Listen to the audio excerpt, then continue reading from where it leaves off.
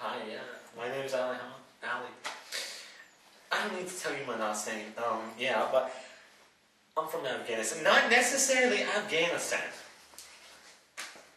But my parents were there. And they came to Oakville. I was born. You know, being an immigrant, it's so hard. Sometimes I'm like, oh, what am I doing? I'm just like, you're an immigrant.